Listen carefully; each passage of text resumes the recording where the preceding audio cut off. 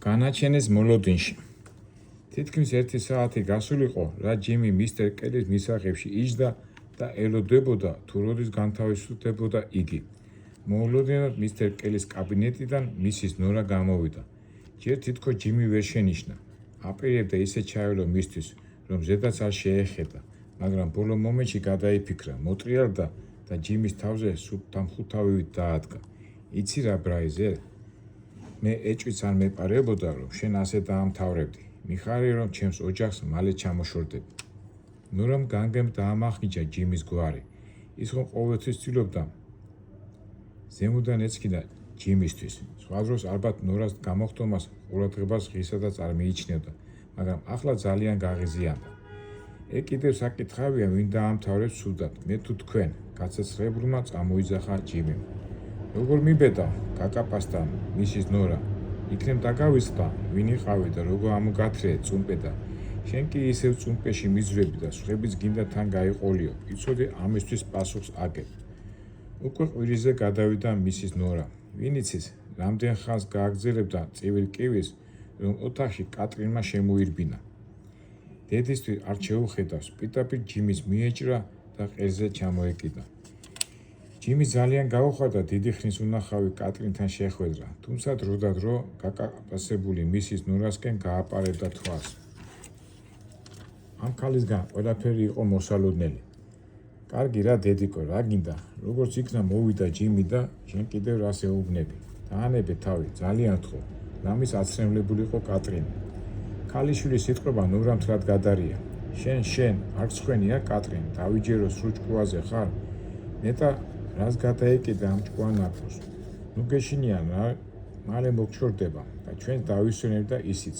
მაგრამ შენ რა გეშველება, ეს კიდევ საკითხავია. ახლა ვიწადი შენ ოთახში და აქეთ არც გამოიხედო. კატეგორიულად მოვითხოვ ახლავე დატოვა აქაურობა. მისის ნორა შეშლილებით გახკიოდა. კატრინი კი იმის მაგვირად, რომ აქედან წასულიყო, ჯიმის სულ უფრო ეკროდა დამთხალი და ცხარეცრემლით ტიროდა. ვინ იცის, ეს ყველაფერი რითი დასრულდებოდა მისტერ კელი რომ არ გამოსულიყო თავის კაბინეტიდან. აქ რა ხდება? რა წივილი-კივილი გაგიმართავს, ნორა?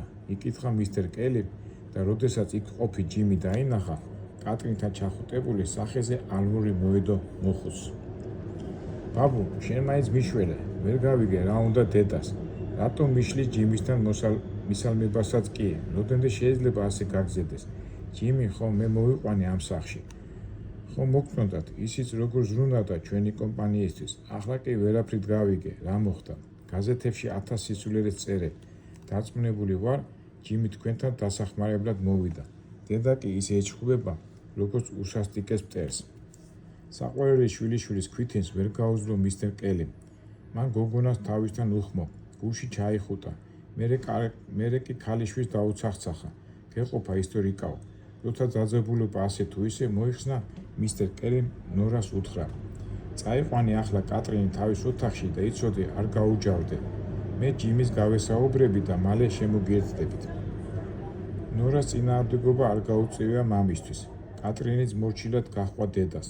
თუმცა ერთი კი საცოდავად შემოხედა ჯიმის და ხელი დაუქნია გამომშვიდობების ნიშნად. მისტერ კელი კაბინეტისკენ მიტრიალდა და ჯიმის ანიშნა გაჰყოლოდა. ჯიმიც უსიტყვოდ მიჰყვა მისტერ კელის. მისტერ კელის სამუშაო ოთახში, ისე როგორც ჯიმის წინა მოსვლისას, ნახევრად ვნელოდა. ერთადერთი უზარმაზა საწერ მაგიდაზე იდო მომცრო ბრა, რომელიც ოთახს კი არა, იმ ადგილსაც ქთალად ანათებდა. მისტერ კელი მაგიდას ბოლოში იჯდა, ჯიმი კი მის მოპირდაპირე მხარეს. სენატორი ხმას არ იღებდა, უბრალოდ თითებს ნერვიულად ათამაშებდა და ჯიმის ცხვირზე ჩამოწეული სათვალის ზემოდან აკვირდებოდა. რამ შეგაწუხა ჯიმი, რისთვის მოხვედი? როგორც იქნა ეკითხა კელიმ. საფონდო ბირჟაზე სიტუაცია აერია, დიდი ხმაურია. დაიწყო ჯიმი, მაგრამ მისტერ კელიმ შეაჩერა. ეგ უშენოთაც ჩვენილად ვიცი. მე ის მაინტერესებს, შენ რისთვის მოხვედი, რა გინდა? როგორ თუ რა მინდა, საქმეზე მოვედი. რა საქმეზე? ჯიმის სიუმა უფმა დაასხა. წამით გაიფიქრა, ეს მოხუცი ნამდვილად ხუმრობის ხასიათზე დამდგარაო, მაგრამ როცა მისტერ კელის გაქვავებულ სახეს შეავლო თვალი, აზრი შეიცვალა. საბროკერო ფირმებმა, სააქციო საზოგადოებებმა, საინვესტიციო კომპანიებმა ერთობლივი საჩივარი შეიტანეს სასამართლოში ჩვენი კომპანიის წინააღმდეგ. განადგურებას გვიპირებენ. შეწუხებული ლაპარაკობდა ჯიმი. მე მოვედი, რათა თქვენთან ერთად გავერკვე შექმნილ სიტუაციაში და ერთად დავსახოთ მდგომარეობის გამოსწორების გზები. თქვენს რჩევას ახლა შეიძლება გადამწყვეტი მნიშვნელობაც ჰქონდეს. მე რა უნდა გირჩიო, წარედ ჩაეცინა სენატორს. თქვენ თუ არა, მაშინ საფონდო ბირჟის ხელმძღვანელობაში შემახვედრეთ. ასეთ სიტუაციაში არ მინდა მარტო ვიმოქმედო. ჯიმი გაჩუმდა და პასუხს დაელოდა. მისტერ კელი დიდხანს ფიქრობდა დაძაბული. ჯიმი, დაიწყო ცივი, ბრძანებრივი ხმით მისტერ კელი. შენ ჩაგაბარეს ეს საქმე. შენ ვარდებული ხარ, ბოლომდე მიიყვანო ყველაფერი, უხმაუროდ და მშვიდად. განგაში ატეხილია, სასამართლოში 50-მდე კომპანია გვიჩივის. მრავლობიჩი რატომ ლაპარაკობ, სასამართლოში შენ გიჩივიან, ჯიმი ბრაზე, ნიშის მოგები წარმოდგა სენატორმა. როგორ თუ მხოლოდ მე ხო კომპანიის მდგომარეობას ვაკონტროლებდი საფონდო ბირჟაზე, მაგრამ მოგებას დივიდენდებს მე ხომ არ ვაძლევდი მიმართულებას. ეს ხომ თქვენი პრიორიტეტია იყო. საკუთარი პოზიციის გამყარებას ცდილობდა ჯიმი. დაწყნარდი და ყურადღებით გაანალიზე ყველაფერი. თითქოს ჯიმის ლაპარაკისთვის არც მოусმენიაო, ისე გასცემდა განკარგულებლად მისტერ კელი. კი, მაგრამ რა დამაწყნარებს, მისტერ კელი, აქ ლაპარაკი სახელმწიფო ობიექტებზე მიდის, მილიარდებზე. დირექტორი რომ არ ყოფილიყო სახელმწიფო შეკვეთებისკენ, რა გამახედებდა. და როცა ჯიმი მისტერ კელის გაყინულ სახეს შეავლო თვალი, გაფიქრებულმა შეწყვიტა მსჯელობა, წამოდგა და სენატორს მიუახლოვდა. და თქვენ გინდათ, მარტო მე დამტოვოთ ამხელა განსასწრის წინაშე? იკითხა მან და გაუგნებული მიაშტერდა მისტერ კელის. სენატორს არც ამჯერად ამოუღია ხმა. იგი გაყინული სახით ყურობდა მაგიდას, თითქოს გალუქულ ზედაპირზე საკუთარი თავის განახვას ლამობსო. ეს ხომ უსამართლობაა, მისტერ კელი. მე ესე ვითამაშე საფონდო ბირჟაზე, შეცდომ არ დამიშვია. მილიარდები მოვიგეთ ისე, რომ საეჭვო არაფერი ყოფილა. დარწმუნებული ვარ, სასამართლო ვერაფერს დამიმტკიცებს. თავდაჯერებული კი ლაპარაკობდა ჯიმი, მაგრამ გრძნობდა, რომ მასა და მისტერ კელის შორის უხილავი კედელი აღმართულიყო. მაშინ რაღა განერვიულებს იჩილონ და იყრონ, წამოიძახა მისტერ კელი, იმ ტონით გეგონება გამოსავალი იპოვაო. თქვენ რა მეხუმრებით? ჯიმის ხმას აუკანკადა. ისინი საეჭვო გარიგებაში დებენ ბრას, საეჭვო კონტაქტებს. და შენ როგორ ფიქრობ, გააქვს კი მსგავსი გარიგებები, მსგავსი კონტაქტები? შეაწყვეტინა სენატორმა და თვალში თვალი გაუყარა ჯიმის. მის გამომეტყველებაში გამოჩნდა სასტიკი, დაუნდობელი ბუნება კაცისა, რომელიც მზად იყო ნებისმიერი კომპანიონი გაეწირა, ოღონდ კი თვითონ წუმპედან მშრალი ამოსულიყო. ჯიმის ასეთი მისტერ კელი არასოდეს უნახავს. ცნობდა, ურჩხული უყურებდა, რომელიც ცოტაც და დაუნდობლად გადაყლაპავდა. ცდილობდა როგორმე თავი ხელში აეყვანა, მაგრამ ვერ ახერხებდა. არც მისტერ კელი იყო უკეთეს დღეში. იგი წამოდგა, ბარიდან რომის ბოთლი გამოიყო ჭიქასთან ერთად. ბოლომდე შეავსო და ბოლომდე დალია კიდეც. ჯიმი მართალია დიდი ხანია არ იცნობდა მისტერ კელის, მაგრამ აქამდე არასოდეს უნახავს, რომ ალკოჰოლური სასმელი დაელია. მისტერ კელი, ხომ არ აჯობებდა კორპორაციის ხელმძღვანელობას შეხვედროდით. ძალიან დიდი ხმაურია ატეხილი. არ მინდა შეცდომა მომივიდეს. მშვიდად დაიწყო საუბარი ჯიმი. მისტერ კელი უკმაყოფილოდ მიუჯდა მაგიდას. ღმად ჩაისუნთქა და უკვე მისთვის არასასურველად ქცეულ ახალგაზრდა კომპანიონს გამოხედა. მისი თვალებიდან ისევ სისასტიკე მოდიოდა. კარგი, წადი ჯიმი ბრაზე. ჩემს ზარს დაელოდე. დღის განმავლობაში დაგირეკა და შეხვედრის დროს დაგინიშნე. სენატორი ფეხზე წამოდგა და კარისკენ გაემართა. კარიც თავადვე გამოაღო. ამას მერჩივნა ეყვირა და ისე გავეგდე, გაიფიქრა ჯიმი და დაუმშვიდობლებლად გავიდა ოთახიდან. ეცადე სახლიდან ისე გახვიდე, კატრიმა არ შეგნიშნოს, არ მინდა გოგომ ისევ ინერვიულოს. გაადევნა ლამის გაქცეულ ჯიმის სენატორმა.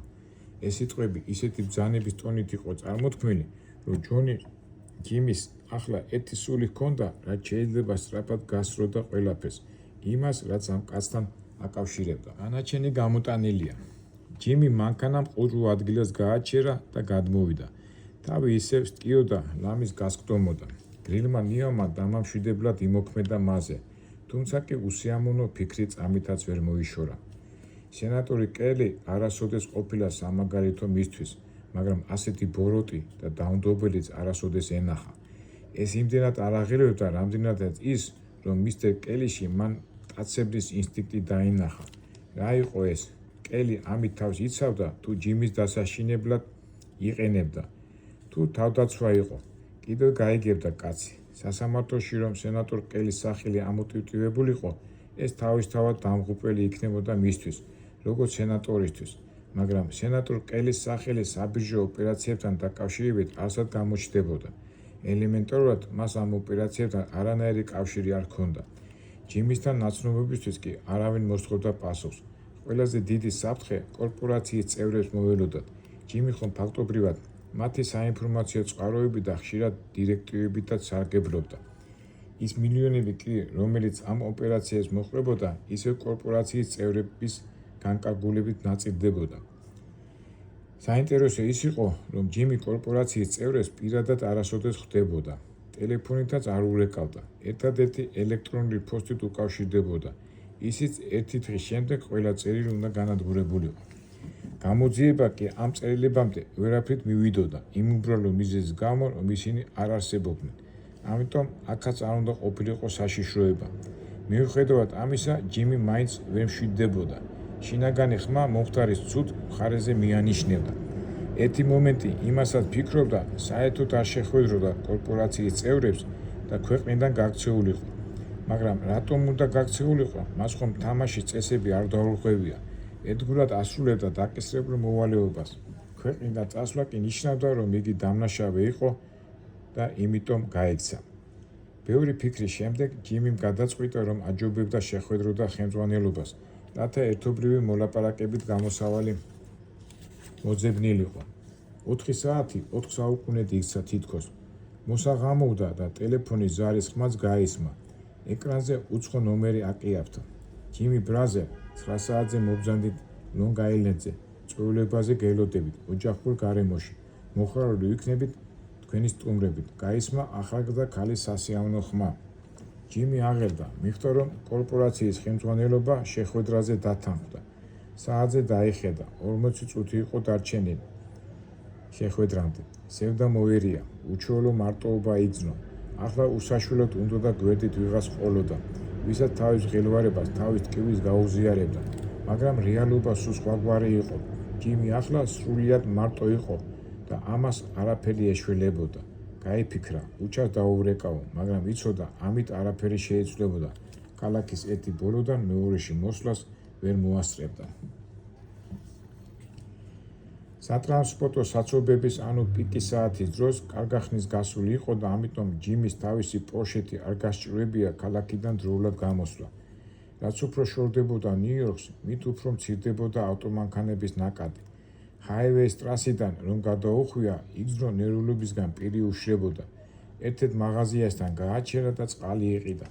მანქანაში ჩარჯდომისას შავი ფერის ჰამერმა მიიპყრო მისი ყურადღება. ისეთი შეგრძნება დაეუფლა, რომ იქიდან უთვალთვალებდნენ. ჯიმი არ შემცდარა, როგორც კი პორშე დაიძრა, ჰამერიც უკან გამოხვა. ვიწრო მოასფალტებული გზა დაბურულ ტყეში შედიოდა. ჯიმი შეწმუნდა, აღარ იცოდა, როგორ მოქცეულიყო. ვერაფრით მიმხდარიყო, რატომ მოსდევდა ჰამერი. ჯიმი მანქანაში აჩერა იმ იმედით, რომ ჰამერი ჩაუვლიდა და თავის გზას გააგრძელებდა, მაგრამ ასე არ მოხდა. მდევარიც გაჩერდა. ჯიმი ერთხანს იდგა, მერე კი მანქანა დაძრა და ჰამერიც დაიძრა. პოლიცია ხო არ მithვალთვალებს, გაიფიქრა ჯიმი, მაგრამ პოლიცია ასე არ მოქმედებს. მისი გაჩერება რომ დომებოდა, რისი უნდა მორიდებოდა. ცივმა უფლმა დაასხა. გაახსენდა ოფისის დამლაგებელი ქალის სიტყვები. ცოცხალს არ დაგტოვებენო. მერე მისის ნორას სიტყვები ამოუტივტივდა გონებაში. შენ კი მოგშორდებიო და სულ ბოლოს მისტერ კელის თვალები წარმოუდგა. საიდანაც უჩხოვლი იცქირებოდა. როგორც ჩანს, ყველა ვარაუდი უნდა გაცხადებულიყო. ჯიმი თვალნათლივ ხედავდა ბორო ძალას, რომელსაც მისი განადგურება სურდა. სიჩქარეს მოუმატა. გადაწყვიტა, რაც შეიძლება სწრაფად გასვლოდა დადევნებულ ჰამერს. გაუსწრო კიდევაც საკმაოდ დიდი მანძილი და რომ იფიქრა სამშვიდობოს გავედიო, ხედავს წინ ისეთივე ჰამერი მიდის და იგრძნო რომ იქიდანაც უთვა თვალებენ. კიდევ მოუმატა სიჩქარეს, რომ ახლა მეორე ჰამერისთვის გადაესწრო და თავისთვის ეშველა, მაგრამ როგორც კი ჯიმის პორშე წინ მიმავალ მანქანას მიუახლოვდა, მან მომენტარული მანევრით მკვეთრად მოუხვია და ვიწრო გზა გადაკეტა. ჯიმიმ დაამუხრუჭა, მაგრამ უკვე აზრი არ ჰქონდა. იმდენად სწრაფად მიქროდა, მთელი ძალით შეასწდა წინ გაციერებულ მანქანას. ორივე წამში უკან მომავალი ჰამერით შეეჯახა პორშეს. ჯიმის სიცოცხლე დამცავმა ბალიშმა იხსნა, თუმცა კი ლამის მთლიანად დამსხვრეულ მანქანას რომ კაცი შეხედავდა, ძნელად წარმოიდგენდა მძღოლის გადარჩენას. ჯიმი გვარიანად დაჟეჟილი კი იყო, მაგრამ გონება არ დაუკარგავს. გამწარებულმა არაადამიანური ენერგია იგრძნო და გადასარჩენად მოემზადა. ორივე ჰამერიდან იარაღ მომარჯვებული ახალგაზრდა მამაკაცები გადმოხდნენ. თხილად უკიდურესად დაძაბულები შეჰყურებდნენ პორშეს. არც ფიქრობდნენ, რომ ამ დაჭყეტი მანქანაში გადარჩენილი იყო მათი მსხვერპლი. მოულოდნელად პორშე ძრავა გამაყურებელი ძალით აღმოდა. ჯერ წინ წაიწია, გვერდულად მდგარი ჰამერი გადაადგილა, მერე უკუსლით უკან მდგარ ჰამერს შეეჯახა, ოდნავ უკან გასწია, თავის გარშემო ადგილი მოასუფთავა და მკვეთრად მოწყდა ადგილიდან. ეს ყველაფერი იმდენად სწრაფად მოხდა, რომ იარაღმომარჯვებული თავდამსხმელები ადგილზე გაშედნენ. პორშე კარგა მანძილზე რომ გასცდათ, მაშინღა გამოფხიზდნენ. ატყდა გაცხარებული სროლა, მაგრამ პორშე უკვე სამშვიდობოს იყო. ბოროს როგორც იქნა შეწყვიტე სროლა. ერთ-ერთმა სიმწრისგან იარაღი ასფალტზე დაანარცხა და ღრიალი დაიწყო. თქვენ იდიოტობა, მისი გაშვება როგორ შეიძლებოდა? ვინ გაპატიებს ამას? მერე პიტაპირ ასფალტზე ჩამოჯდა და უაზროდ გაუშტერდა თვალი. ჩაკეტილი წრე. იმ დღის შემდეგ, რა ჯიმიმ უკმაყოფილომ დატოვა სასტუმრო, უჩა ვერადავერ ისვენებდა. თავისი თავისთვის ვერ ეპატიებია გაუაზრებელი საქსიერი, რითაც ოკეანის გაღმელი, მაგრამ ძალზედ ახლობლად ქცეული ორეული აშკარად გაანაწყენა. რამდენჯერმე დაურეკა კიდეც, რომ ბოდიში მოეხადა, მაგრამ მის ძალს ნაწყენი მეგობარი არ პასუხობდა, თავად კი არ ურეკავდა. სასტუმროს თანამშრომლები რასაც თავაზობდნენ უჩას. ვეთრენდ გასეირნებას, კონცერტებსა და შოუ პროგრამებზე დასწრებას, ბიზონებზე ნადირობას. უჩა ყველაფერზე უარს ამბობდა. მას ერთი სული ჰქონდა, ისევ შეხვედროდა ჯიმის. ოთახიდან არ გადიოდა და მოუთმენად მოეროდა მის დარეკვას. შუადღისით არტურმა გაზეთების შეკვრა შემოიტანა აღელვებულმა. მისტერ ჯიმი, ახალი გაზეთები მოგიტანეთ. ალბათ გაინტერესებთ, თან მგონი აქ აღარ დაასრულა და ერთ-ერთი გაზეთის პირველ გვერდზე მიუთიდა, რომელზეც ჯიმის ფოტო დაებეჭდათ მსხვილ პლანში. თქვენი ფოტო არა, ამჯერად უკვე ბოლომდე თქვა სათქმელი არტურმა. ვაუ, ეს რა ხდება? უჩამ გაზეთი აიღო და იმ გვერდს დაუწყო თვალიერება, სადაც მისი უფროსწოლის ჯიმის ფოტო იყო გამოქვეყნებული, ყვირალა სათაურებით აჭრილებული რეპორტაჟში. დიდი ხმაურია ატეხილი საფონდო ბიჟაზე. თითქმის ყველა გაზეთი ამაზე წერს. გაუბედავად განმარტა არტურმა.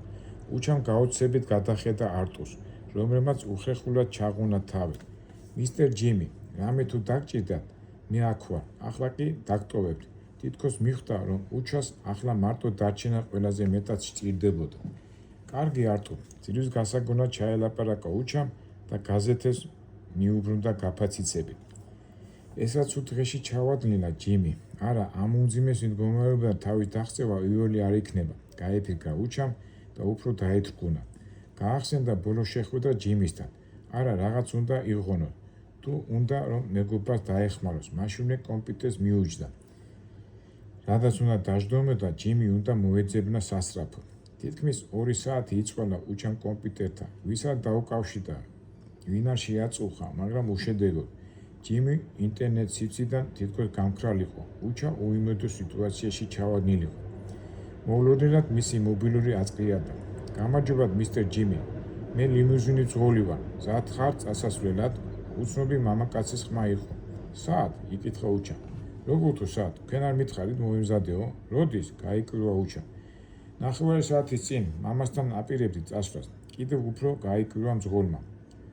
უჩა უარის თქმას აპირებდა, მაგრამ წამიერად მიხვდა, რომ ეს ჯიმის დავალებით რეკავდა მძღოლი. ხო, მართალი ხარ, უკაცრავად სხვა რაღაცაზე ფიქრობდი და სულ გადამავიწყდა. აღარ იცოდა რა ეთქვა უჩას. არა უშავს, ხდება ხოლმე. მე დამართლია მსგავსი რაღაც, ღიმილით იგზნობოდა მძღოლის ხმაში. ერთი წუთით მისამართი ხომ იცით, სადაც მივდივართ?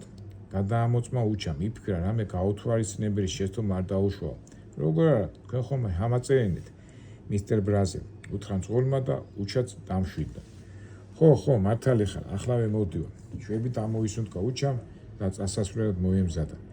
შავკანიანი მძღოლი ღიმილით მიეგაბა უჩამ სასტუმროს შესასვლელთან. მაპატიეთ, საშინლად მტკივა თავი. თუ შეიძლება უკან დავждები და ცოტას დავისვენე. კიდეც მისამართი ხომ იცით, გაუმეორა ისევ შეკითხა უჩამ. რა თქმა უნდა, მისტერ ბრაზილ, მოისვენი. მეწყვნეთ უსაფრთხოდ მიგიყვან. ისევ კეთილად იღიმებოდა შავკანიანი მძღოლი.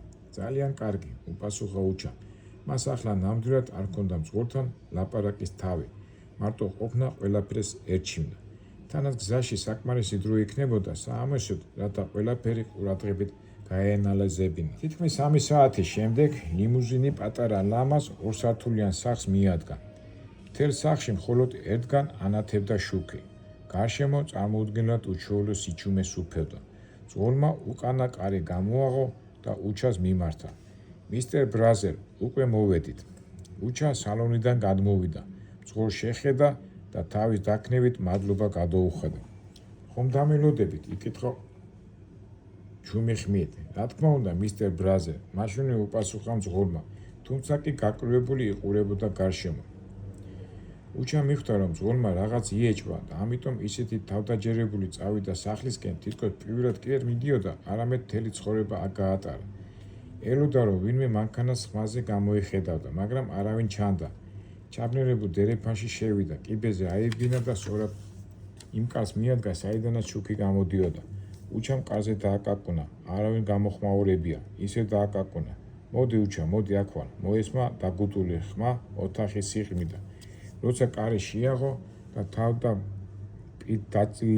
ჯიმი დაინახა, სასოწარკვეთილმა წამოიყვირა. ჯიმი, რა დღეში ხარ? ეს რა მოგსვლია, ძმაო? ჯიმის ცალი ხელი და თავი შეხვეული ჰქონდა. თეთრი მალიდან ორივეთაგან სის გამოეჟონა. სახე კი თითქმის სულ დალურჯებოდა. დივანზე იწვა და გვერდით ტელეფონი ედგა. რა კარგია რომ მოხვედი. რომ იცოდე, სულ მარტო ვიყავი. ნეტავ აქამდე ერთად ყოფილიყავით. ვინიცის ამ დღეში არ ჩავარდნილიყავი. თვალების სიხარულით ანთებოდა ჯიმის. ჯიმი, ეს რა არის?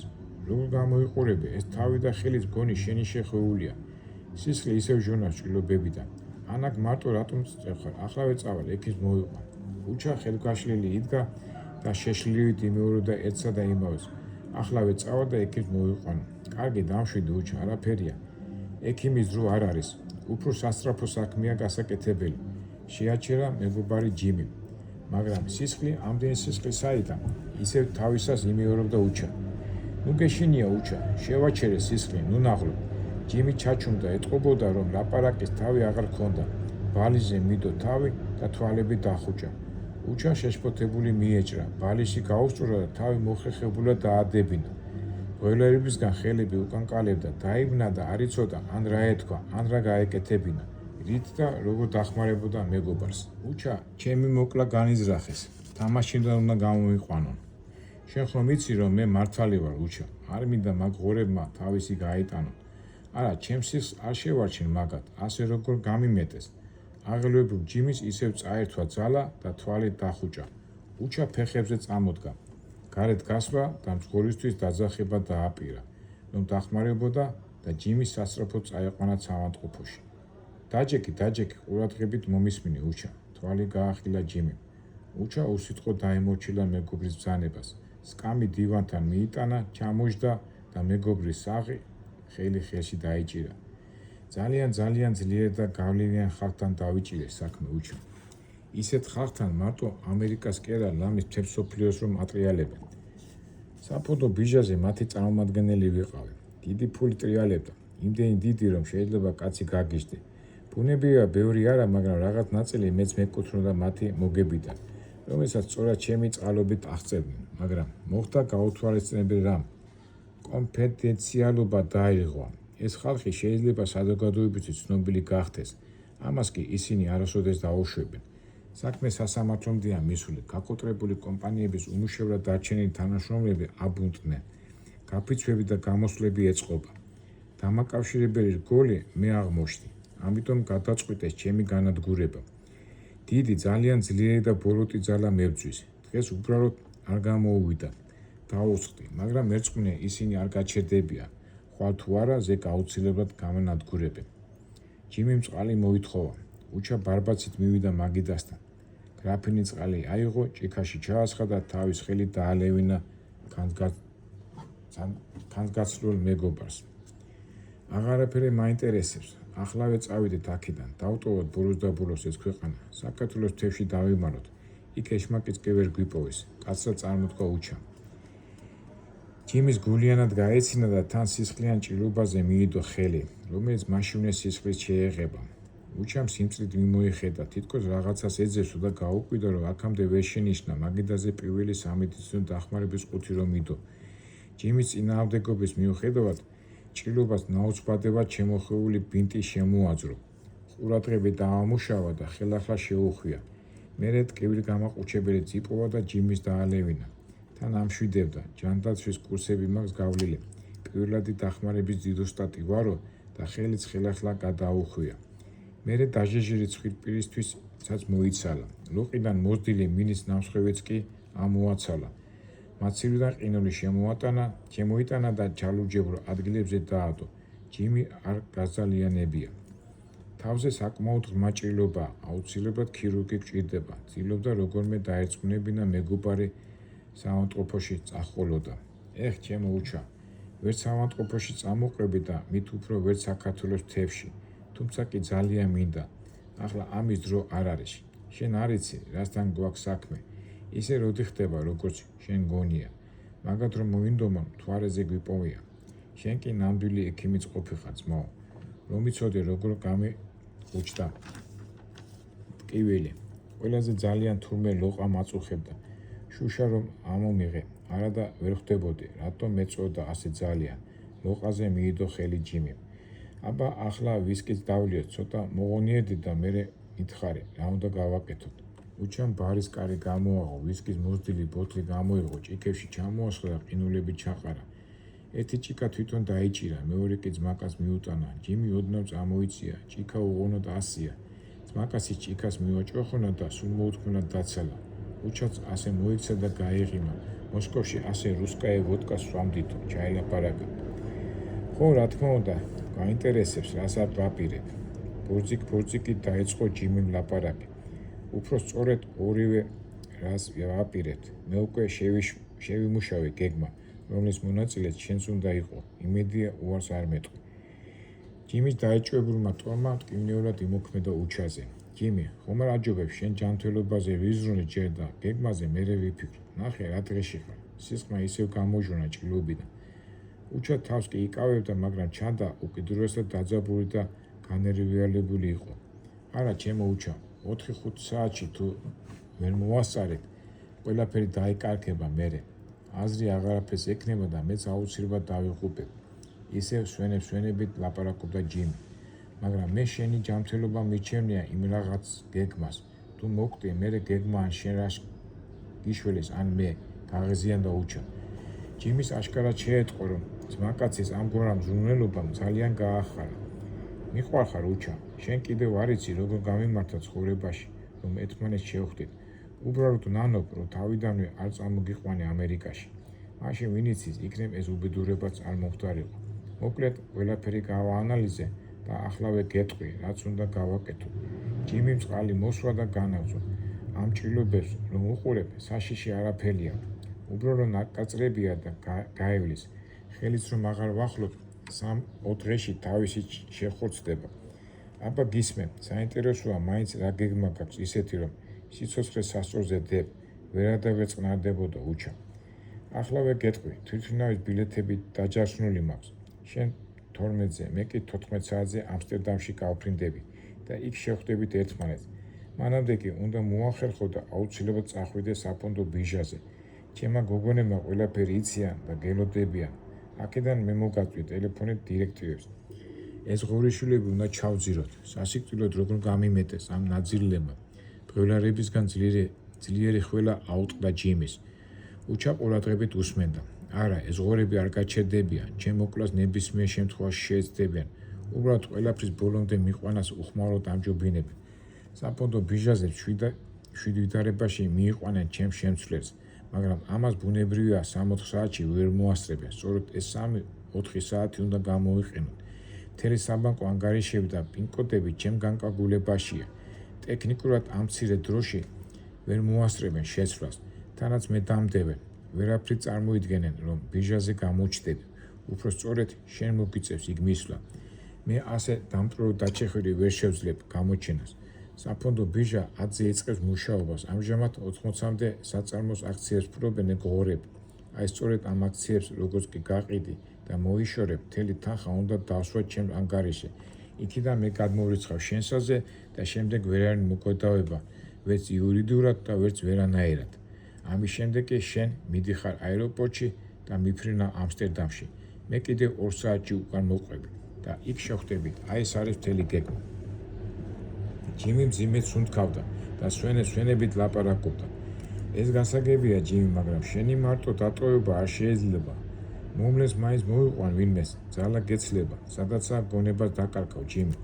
უჩაცრემლი მოადგა თვალზე, ცნობდა ორეული ხელიდან ეცლებოდა. ეს არაფერია, ცოტა დასვენება მინდა, შენ დროზე წადი. გააკეთე, რაც გითხარი. მე კიდევ ცოტა დავისვენებ და აეროპორტში გავემგზავრებ. ჯიმი ძლივძლივობით წამოდგა ფეხზე და მაგიდას უჯიდან ქაღალდები შეკრა გამოიღო. აქ არის ანგარიშები და მათი პინკოდები. ნომრები რომ აწერია, ამის და მიხედვით ვიმოქმედეთ. ნუ დაიძაბები, ზეპირად ვიცი განლაგება. თუ რამე ვერ გაიგო, ნორა და ლაურა დაგეხმარებიან. ჯიმიმ ახლა მობილური ამოიღო მეორე უჯიდან და უჩას მიაწოდა. ეს ტელეფონი გამოიყენე, ყველაფერი რომ დასრულდება, ნაგავში მოისროლე. ყველა კვალი უნდა მოიშორო. და ეს ყველაფერი, რაც გითხარი, რაც შეიძლება სწრაფად უნდა მოხდეს. მცირეოდენი შეყოვნებაც კი უკიდურესად დიდ საფრთხეში ჩაგვაგდებს. ისევ ხველა აუტყდა ჯიმის. სულ რომ მოითქვა, ჯიბიდან დალუქული კონვერტი ამოიღო. ამსტერდამში რო ჩაფრინდები, ეს გახსენი. აქ წერია რა მისამართზე უნდა მიხვიდე და მეც იქ მოვა. ჯიმი თბილად გაუღიმა უჩას, აწულისკენ წალასლასდა და ბალიჟზე უღონოდ მიდო თავი.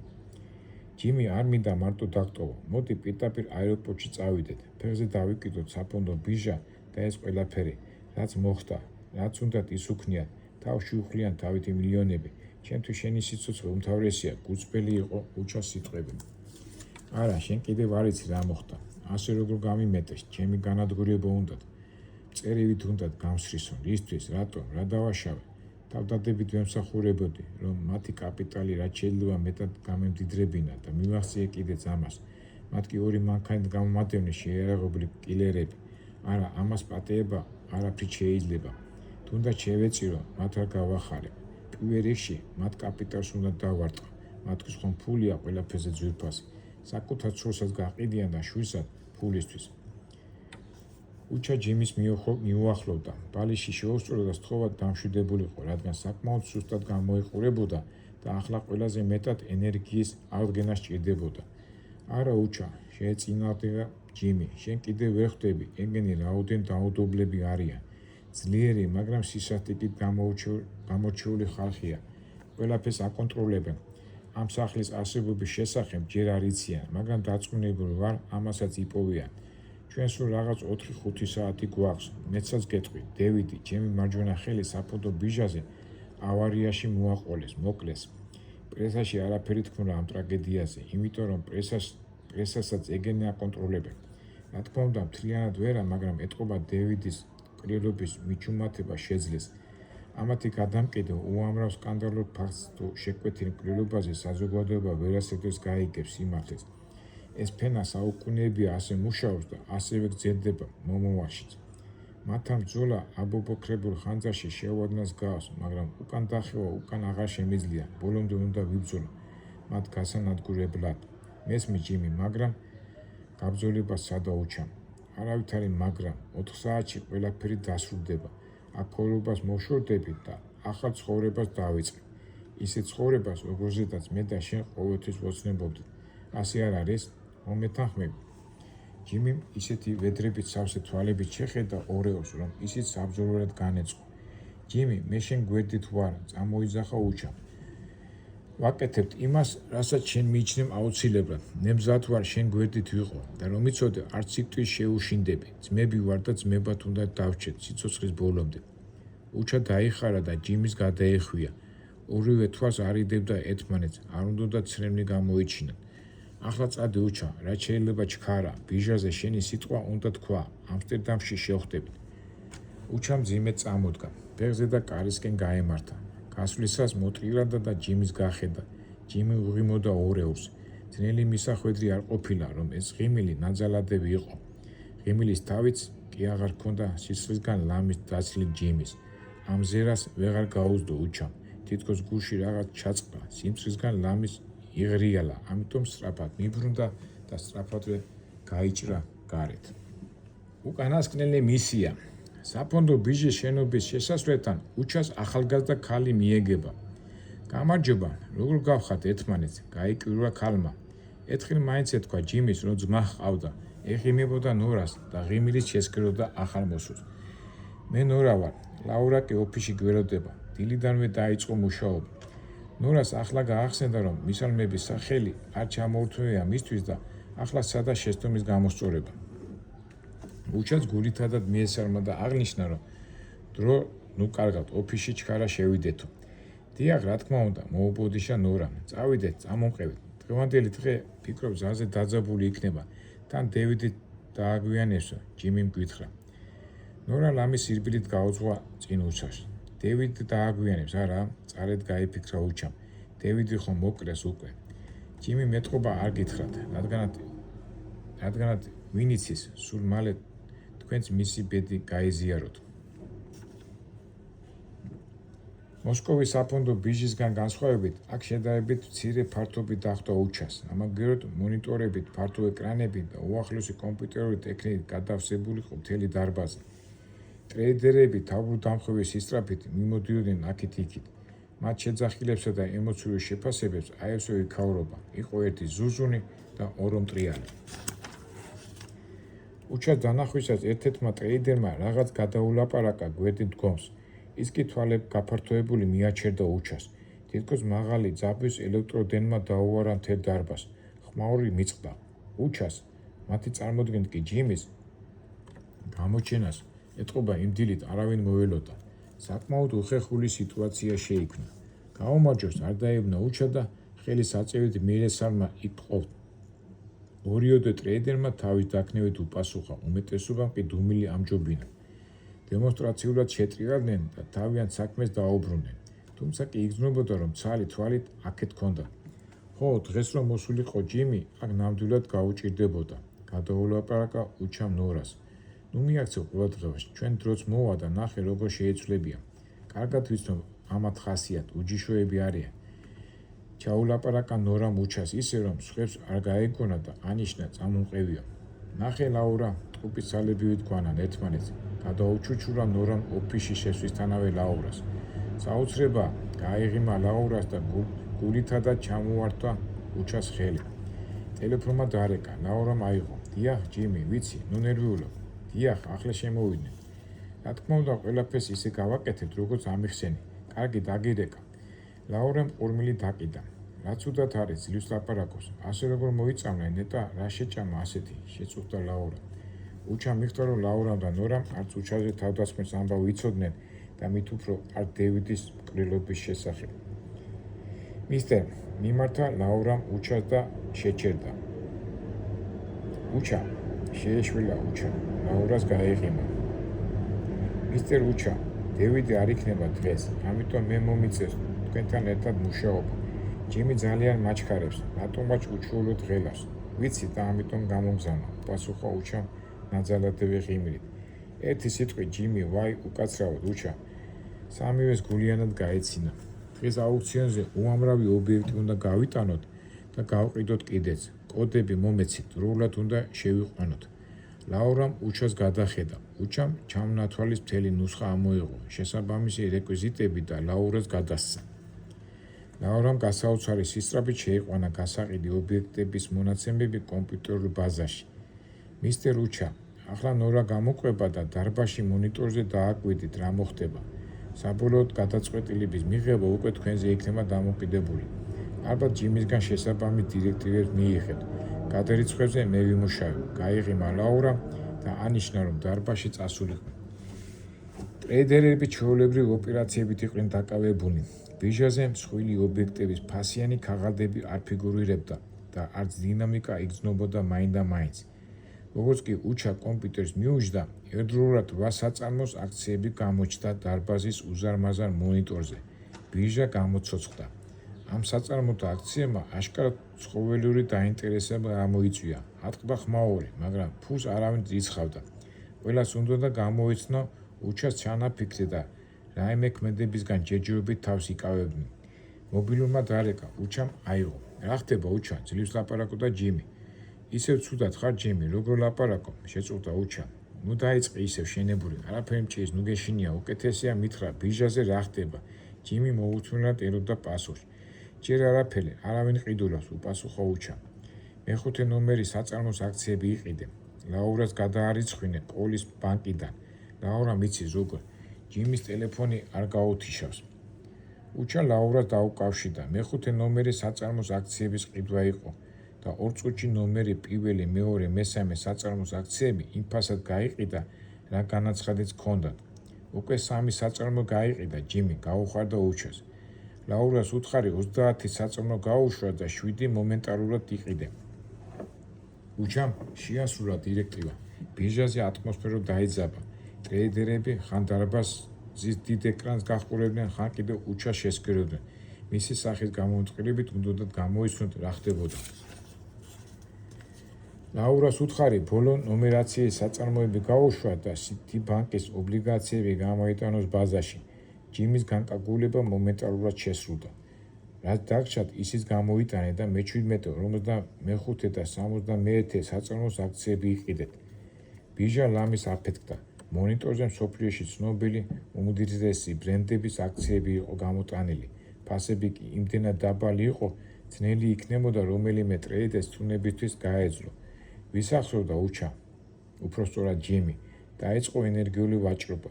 ყველა ცდილობდა ერთმანეთისთვის დაესწრო და რაც შეიძლება სწრაფად შეეძინათ აქციები. დარბაზი ჯოჯოხეთივით ათუხთუხდა. დუღილის ტემპერატურა მაქსიმუმს აღწევდა და მისი შეჩერება შეუძლებელი იყო. მისტერ უჩა, ეს რა ჩაიდინეთ? ეს ხომ აქციების გადაყრაა? აჩუქეთ? ეს ხომ სისულელია? ამას ვინ გაპატიებთ? ნუ რამ შეჰკილა და შეშინებულმა გაიხედა დარბაზში. უჩა თავს ისე აჩვენებდა, თითქოს ნორას ლაპარაკები არ ესმოდა. წარმოუდგენელია, მისტერ უჩა, ეს ხომ თვითმკვლელობაა. აქციების ამ ფასად გაყიდვა სიგიჟეა, აგრძელებდა ნორა და პასუხი როგორ მიიღო, ახლა წინ დაუდგა უჩას. უჩას კი მობილური მიედო ყურთან და გაფაციცებით უსმენდა. სასწრაფოდ გადაარიცხვინე ლაურას მთელი ეს თანხა ჩემს ანგარიშზე და სასწრაფოდვე გაეცალე მანდაურობას. აეროპორტში წადი, უკვე გაგვიანდება, თითქმის არ ისმოდა ჯიმის მიმხრალი ხმა. უჩა ბრძანებას დაემორჩილა, ადგა და ოფისისკენ წავიდა. ლაურა დაძაბული შეცკროდა მონიტორს. უჩა რომ დაინახა, შეცბა. მისტერ უჩა, წარმოიდგინეთ, მთელი აქციები გაიყიდა, აღარაფერი დარჩა, მაგრამ ამ ფასად ნამდვილად არ ღირდა უჩა. ინვესტორები ალბათ გაკოტრდნენ კიდეც. ამას როგორ გვაპატიებენ? დამთხალი ლაპარაკობდა ლაურა. ლაურა, მთელი თანხა ჯიმის ანგარიშზე გადარიცხეთ და რაც შეიძლება სწრაფად. მკაცრი ტონი წარმოთქვა უჩამ. ეს როგორ? ეს ხომ არ შეიძლება, ეს ხომ ინვესტორების ფულია. ცოტას და იკივლებდა ლაურა. აქ ახლა მე ვარ უფროსი და გააკეთეთ ის, რასაც გეუბნებით. გაღიზიანდა უჩა. არა, აუცილებლად ჯიმის უნდა ვკითხო. ლაურამ დემონსტრაციულად აიღო ყურმილი და ნომერი აკრიბა. ჯიმი, შენი ძმა მაიძულებს. ლაურამ შეწყვიტა ლაპარაკი და უჩას შიშის მაგვარი თვალებით გადახედა. თან ყურმილი არ მოუშორებია. მილიარდებია ჯიმი, კარგი, როგორც შენიწყი,ახლავე გადავრიცხო. ლამის ჩუჩული თქვა ლაურამ და ცოცხალ მკვდარმა დაკიდა ყურმილი. მერე კომპიუტერთან მივიდა და გადარიცხვის ოპერაციას დაიწყო. როდესაც დაასრულა, მოტრია და სახეზე არმული ასდიოდა და ნერვიულობისაგან ხელი უცახცახებდა. ლაურა, თქვენ არაფერ შუაში ხართ, თქვენ უბრალოდ ბრძანებას ასრულებდით. მეთი იყო თქვენი ფარველი, კარგად ბრძანდებოდეთ, დაემშვიდობა უჩა. იმ ქაღალდების შეკვრა აიღო, რომლითაც მოვიდა და ოთახიდან თითქმის გამოიქცა. ბირჟაზე ვაჭრობა მომენტარულად დამთავრებულიყო, მაგრამ ტრეიდერები ემოციებს ვერ ფარავდნენ და ერთმანეთს დაბეჭდილებას უზიარებდნენ. ლაურა და ნორა მუნჯებივით ისხდნენ ოფისში და ერთმანეთისგან ელოდნენ სანუგეშო სიტყვებს, რომლის მოძებნაც ახლა შეუძლებელი იყო. უჩამ სწრაფად გადაჭრა დარბაზი და კარისკენ გაემართა. გასასვლელთან უჩამ შეამჩნია, რომ ორი სპორტული აღნაგობის მამაკაცი ყურადღებით აკვირდებოდა. გულმა რეჩხი იყო. ეს მამაკაცები აშკარად არ იყვნენ მისდამი კეთილგანწყობინი.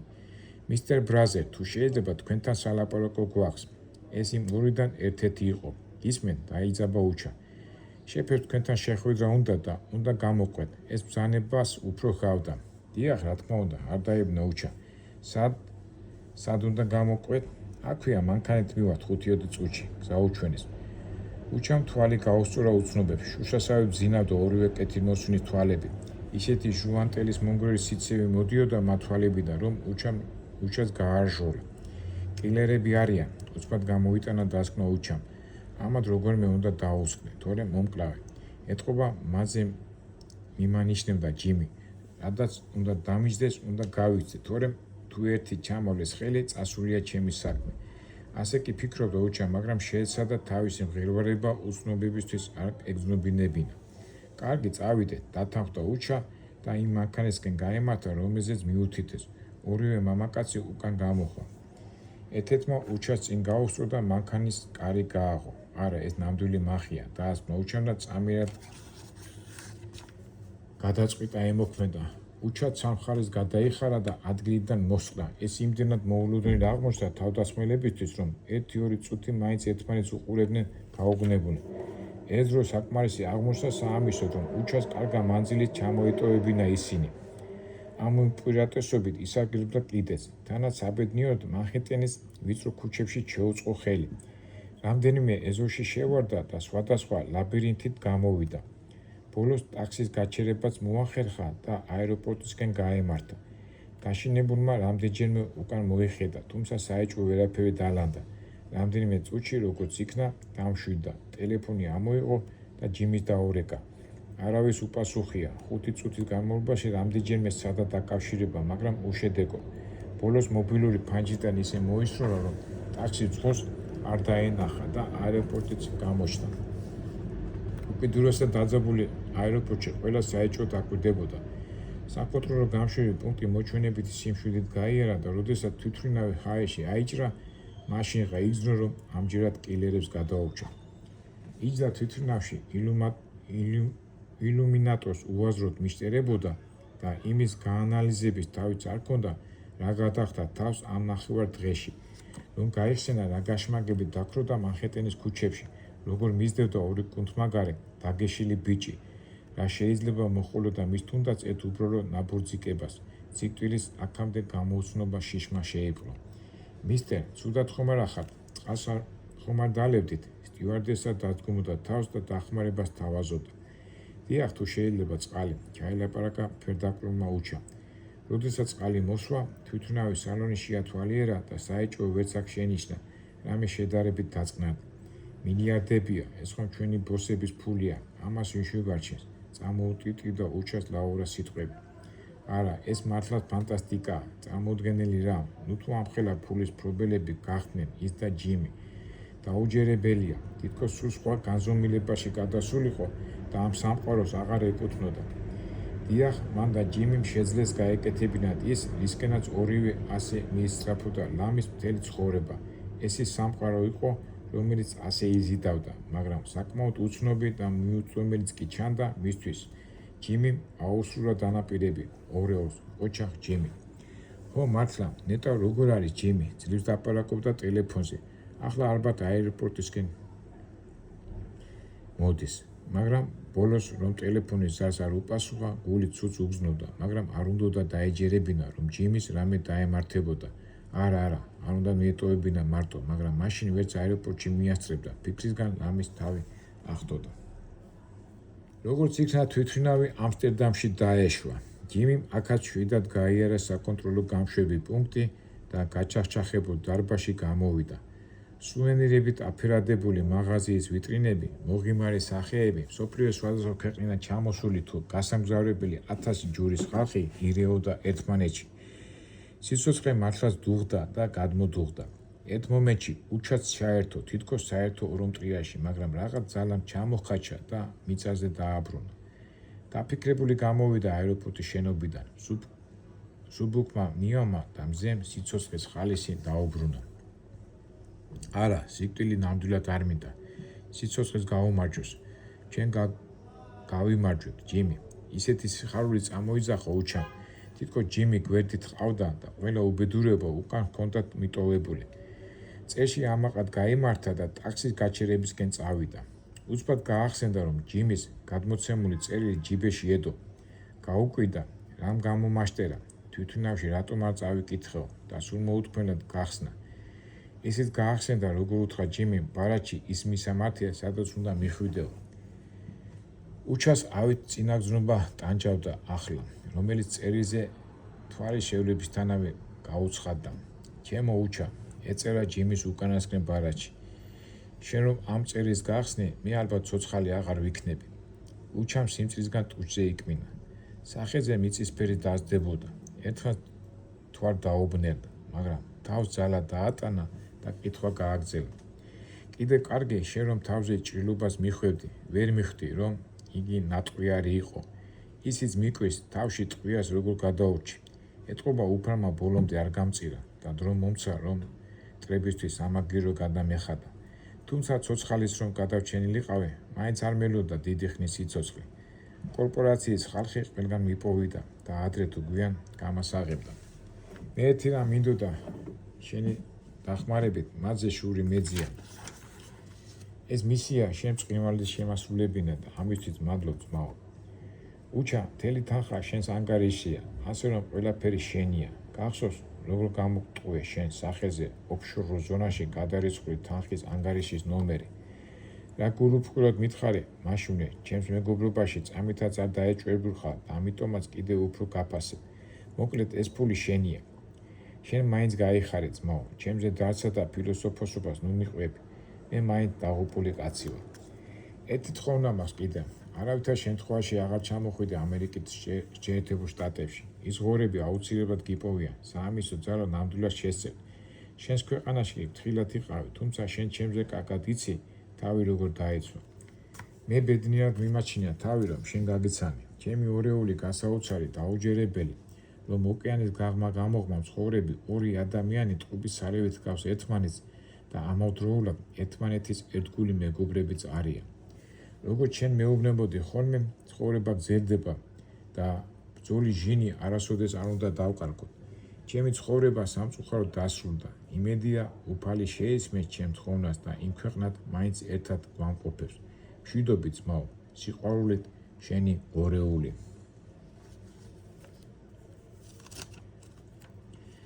ტაქსი ძღოლი ავტომანქანიდან გადმოსულიყო და მოთმინებით ელოდებოდა უჩას. თუ როდის დაამთავრებდა კითხვას, რომ მანქანა შეეთავაზებინა. უჩამ კიდევ ერთხელ ცახცახით გადაიკითხა წერილი და ხელები უღონოდ ჩამოუშვა. ბარათი ნენელად დაცურდა დაბლა. უჩამ ამღრეული თვალებით შეხედა მძღოლს, გაუკვირდა, რატომ მიყურებსო. მერე მაღლა აიხედა, თითქოს უფალს პატიებას შესთხოვსო და სიმწრით ამოთქვა, ეს როგორ მომივიდა ღმერთო. ორიოდე წამს კიდე ვიდგა, მერე კი ასფალტზე ჩაიკეცა. ორი დღის შემდეგ ის ჰოლანდიელი ტაქსი ძღოლი ისევ ადგილას იდგა და აეროპორტის შესასვლელთან პოლიციელი მიუახლოვდა, მანქანის ნომერი დახედა და მძღოლს თხოვა გადმოსულიყო. ორი დღის წინ თქვენ იყავით არა აქ, როდესაც ის ახალგაზრდა მამაკაცი წაიქცა. მისამების შემდეგ იკითხა პოლიციელმა.